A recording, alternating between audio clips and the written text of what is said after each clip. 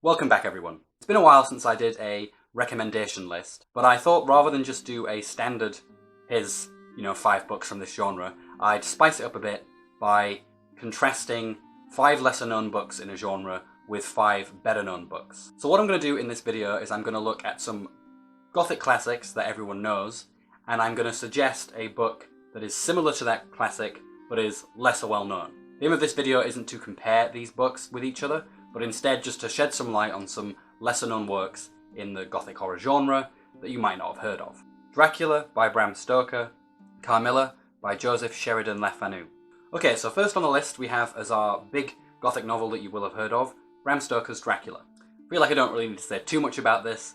It's not only one of the most famous and well-regarded Gothic novels ever, it's also one of the most famous and well-known and regarded vampire novels ever. Carmilla, on the other hand, is a less well-known vampire novel that has a nice contrast to Dracula. Dracula as a book is incredibly big and dense and quite hard to read, whereas Carmilla is just 100 pages. So if you want to read a classic vampire novel and you haven't read any, it might actually be quite good to start with Carmilla and just dip your toes in a bit, rather than go for something that's quite dense, which Dracula is. I also picked Carmilla as the foil for Dracula because it is very different from that book in a few other ways as well. Dracula, to me, is very much a male vampire novel. Part of this is because Dracula is male, but also many of the protagonists are men, and they kind of get together and they go and hunt the vampire. And it's a very masculine novel, even though it does have some great female characters as well, like Mina and Lucy. Carmilla, on the other hand, is centered around women. The main vampire is a woman, and the main protagonist that we follow is also a woman. So it's a nice difference from Dracula to have a more female-centered story, whereas in Dracula it's more male-centered. Also, I feel like Carmilla is a little bit more explicit in its undertones. There is certainly some sexual undertones in Dracula, but Carmilla kind of takes that to the next level and also makes it more homosexual, since we have a relationship between two women, a female vampire and a female victim. I'd recommend Carmilla to anyone who has read Dracula, because I do think it's a really good foil for Dracula, but I'd also recommend it if you haven't read much classic Gothic fiction, because like I say, it's very short, it's not as dense as Dracula is. It's a really nice way to just begin dipping your toes into that more classic Gothic style. Number 2. The Monk by Matthew Gregory Lewis, and Zofloya, or The Moor, by Charlotte Dacre. Matthew Gregory Lewis's The Monk is probably one of my favourite classic Gothic novels. And historically it's very significant because it basically created the move from Gothic terror writing, which is more about suspense and the unseen, to Gothic horror writing, which is much more explicit and disturbing, and basically the foundation for much modern horror writing. The Monk has just an amazing, intricate plot with so many twists and turns. It's got some great character work, some great villains, and the climax is just, it's Gothic melodrama at its best. If you haven't read it, I couldn't recommend it enough. I think anyone interested in Gothic literature needs to read that book. I picked Zofloya as the alternative to The Monk, however, because Zofloya is very similar in its plot to The Monk, and in fact at the time it was seen as a bit of a copycat, which I think is a bit unfair, but if you read both of them together you can certainly see that the basic plot in both cases is the same, and Dacre is certainly borrowing heavily from Lewis's story. That being said, it's also a lot more than just a, copy or fanfiction of The Monk. Again, a bit like with Carmilla and Dracula, The Monk is focused around men, whereas Zofloya is focused much more around women. In The Monk we have a male who is the one who's corrupted, in Zofloya we have a female character who is corrupted. Another big difference between the two novels is that The Monk seems to be criticising, as you might guess from the title, religion. It's the monk that gets corrupted. Whereas the religious stuff in Zofloya is not as prominent. There's certainly religious themes, the devil is there, but the central character, her corruption is not tied necessarily to her religion. It's more focused on a debate around whether a person is evil because they are born that way, or evil because of the corruption or terrible things that their parents do. So there are some different themes in both of the books. They're not exactly the same, and they do play around with different things. Zofloya also plays around with race in a way that The Monk doesn't. In Zofloya, we have an interracial relationship being one of the central parts of the book. So there are lots of differences between these two things, but they do share the same base plot about corruption of the soul and all that kind of stuff, and the end of them, their conclusions, are really similar in how they resolve. I think anyone that enjoys a book where you just get to follow a terrible person will probably like, maybe even like Zafloya more because you spend more time with her, whereas The Monk is a bit split up in terms of who you follow. And I also think if you have read The Monk, you will definitely enjoy Zafloya. And I think, again, like with Dracula and Carmilla, I think these two are really nice to read together because you have two authors telling a similar story, but doing it in nicely different ways, and you can contrast and compare the two, and it's always fun when you get that with a pair of novels. So I think these two go really well together. 3. The Mysteries of Udolpho by Anne Radcliffe, and The Italian by Anne Radcliffe.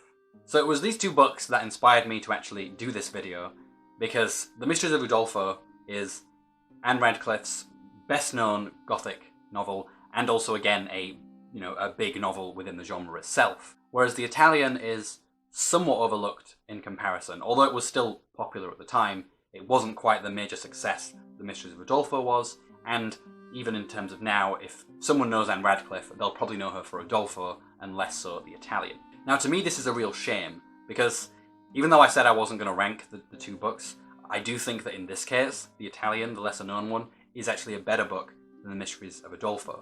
Now I have reviewed both of these on my channel, and I've said in those reviews that my issue with Udolpho is that it is so big and long, and so many of the passages are just long descriptive passages that really stifle the pacing, whereas The Italian has beautiful descriptions, but it doesn't sacrifice the pacing or the tension. I also said that The Italian has some of the best Gothic villains ever, so for me The Italian is just an underrated book in not only the Gothic canon, but also Anne Radcliffe's own personal canon. If anyone is interested in getting into Anne Radcliffe, I really would recommend starting with The Italian, because I feel like if you read Udolpho, you might find it just too sprawling, too big, and I don't want to say dull, but possibly dull, and so you won't read her other works. So if you're wanting to read something by her, I would really recommend starting with The Italian, and then progressing to Udolpho, because Udolpho is still a very good book. But The Italian is just, for me, it's just, again, like with Matthew Gregory Lewis's The Monk, it's just peak Gothic literature. So don't miss out on that one. 4. The Bloody Chamber by Angela Carter. Gothic Tales by Elizabeth Gaskell. So The Bloody Chamber is a book I've talked about a bit before on this channel as well. I imagine most of you may know it from school if you did English Lit A level and you do Gothic literature. I think it's quite common that it occurs on modules there, at least in the UK it does.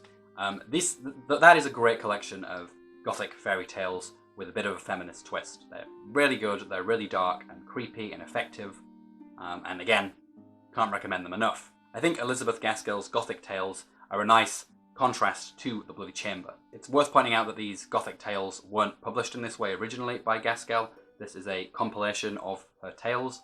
Nevertheless, I do still think that they contrast nicely with the kinds of stories that we get in The Bloody Chamber. Gaskell was primarily known as being a social novelist who, was focusing on realism, a bit like, say, Anne Bronte. But here she eschews that kind of realism stuff in these short stories and goes full-on supernatural and scary, and she does this really effectively. So the reason I'm contrasting this with The Bloody Chamber is because, again, you have two people who are using the Gothic, dark stories to actually say things about society, whether that's to make feminist points or to make broader social points. One of my favourites in the Gaskell collection is Lois the Witch, which is a nice witch story that's based on an account of the Salem witch trials. Also, Gaskell, like Carter in The Bloody Chamber, does sometimes play around with classic fairy tales, and we see this in the story Curious If True. So here we have two sets of socially focused Gothic tales, and another nice thing about this is we've got Carter who's writing in, I think it was 1979 when The Bloody Chamber was published, and then we have Gaskell writing in the 1800s, the mid-1800s I think. So it's nice again to have that comparison in terms of time. You can see how people are using the same ideas but in a different context, and that's always interesting to contrast and compare those things. 5. Frankenstein by Mary Shelley. The Island of Dr. Moreau, H.G. Wells. So, like Dracula, probably one of the best known books on this list. Frankenstein, wonderful book, focusing on ideas about science and how science could be abused and cause terrible things to happen.